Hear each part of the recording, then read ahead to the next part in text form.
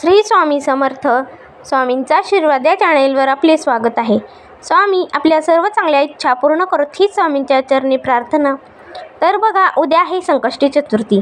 या संकष्टी चतुर्थीच्या दिवशी आपल्याला गणपती बाप्पाची ही मनापासून सेवा आणि श्रद्धेने भक्तिभावाने त्यांची पूजा अर्चना करायची असते. त्याचबरोबर बघा, या संकष्टी चतुर्थीला काही आपल्याला उपायसुद्धा करायचे असतात.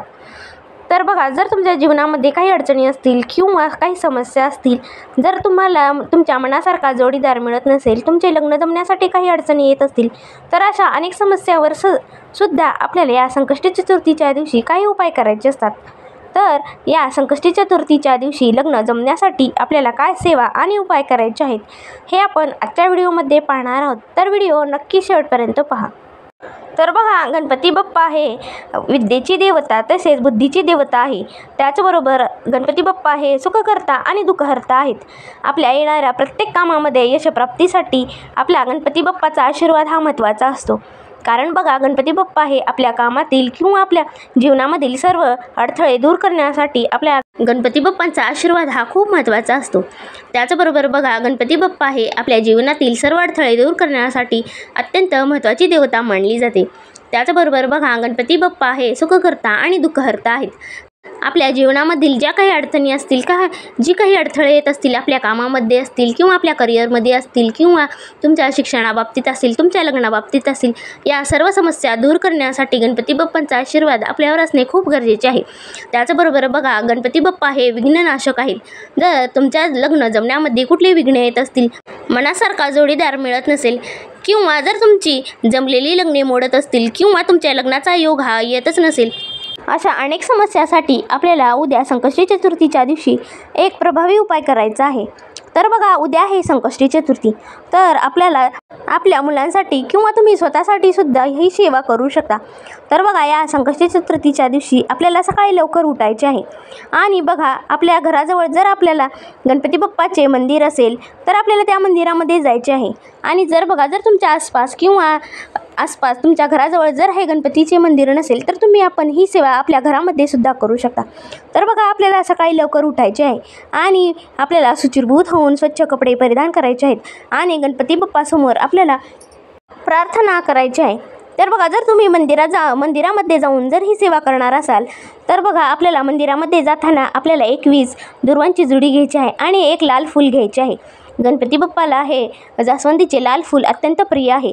तर बघा, आपल्याला गणपती मंदिरामध्ये जाताना आपल्याला 21 लाडवांचा नैवेद्यसुद्धा घ्यायचा आहे.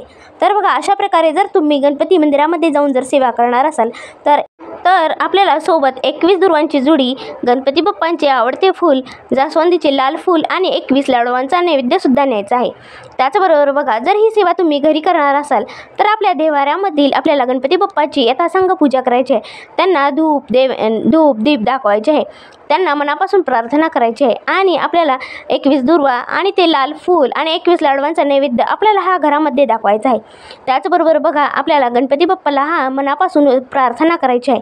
जर तुमच्या लग्नामध्ये अडचणी येत असतील तर आपल्याला त्या गणपती बाप्पाला सांगायच्या आहेत. आणि जर तुम्हाला मनासारखा जोडीदार मिळत नसेल, जर तुम्हाला तुमच्या जोडीदारामध्ये काय गुण पाहिजे असतील किंवा तुमच्या जोडीदाराबद्दल काय अपेक्षा आहेत हे आपल्याला गणपती बाप्पाला सांगायचे आहे. आणि बघा, अशा प्रकारे आपल्याला गणपती बाप्पाला प्रार्थना करायची आहे आणि आपल्याला गणपती बाप्पाला 21 तांदळाचे दाणे आणि त्यामध्ये हळद मिसळून आपल्याला ही गणपती बाप्पांच्या पायाशेजारी ठेवायची आहे. तर बघा, अशा उपायाने आपले लग्न हे लवकर जमून येते आणि आपल्याला मनासारखा जोडीदार हा सुद्धा मिळतो. त्याचबरोबर बघा, जर लग्न जमण्यासाठी तुम्हाला काही बाधा येत असतील किंवा काही अडचणी येत असतील, तुम्हाला मनासारखा जोडीदार मिळत नसेल किंवा जर तुमची लग्न ही जमलेली मोडत असतील, तर अशा प्रकारे काही समस्या असतील तर त्या समस्यासुद्धा दूर होतात. तर बघा, अशा प्रकारे ही आपल्याला संकष्टी चतुर्थीच्या दिवशी सेवा करायची आहे आणि त्यानंतर लगातार आपल्याला 21 दिवस ही सेवा करायची आहे. तर बघा, संकष्टी चतुर्थीच्या दिवशी आपल्याला 21 दुर्वा आणि लाल फूल व्हायचे आहे. त्यानंतर आपल्याला 21 दिवस फक्त 21 तांदूळ आणि हळद घेऊन आपल्या गणपती बाप्पाच्या पायाच्या शेजारी ठेवायचे आहे आणि आपल्याला प्रार्थना करायची आहे आणि आपल्या जोडीदाराबद्दल आपल्या ज्या काही अपेक्षा असतील किंवा तुम्हाला तुमचा जोडीदार कसा पाहिजे असेल तो आपल्याला गणपती बाप्पाला सांगायचा आहे. तर बघा 21 दिवस जर तुम्ही ही सेवा मनापासून आणि दररोज सलग 21 दिवस ही सेवा केली तर नक्कीच तुम्हाला फरक दिसून येईल. तुमच्या ज्या काही लग्नामध्ये येणाऱ्या अडचणी असतील त्या दूर होतील आणि तुम्हाला तुमचा मनासारखा जोडीदार मिळेल. तर बघा ज्यांना लग्न जमण्यासाठी अडचणी येत असतील तर त्यांनी उद्या संकष्टी चतुर्थीपासून हा उपाय नक्की करून बघा. त्याचबरोबर बघा गणपती बाप्पाचा कृपाशीर्वाद आपल्यावर राहावा, आपल्या जीवनातील सर्व काही अडचणी दूर व्हाव्यात यासाठी आपल्याला हा उपाय करायचा आहे. तर बघा अशा प्रकारे आपल्याला उद्या संकष्टी चतुर्थीच्या दिवशी हा उपाय करायचा आहे. तर बघा आजच्या व्हिडिओमधील माहिती तुम्हाला कशी वाटली हे नक्की कमेंट करून सांगा व आपल्या स्वामींचा आशीर्वाद या चॅनेलला सबस्क्राईब करा. श्री स्वामी समर्थ.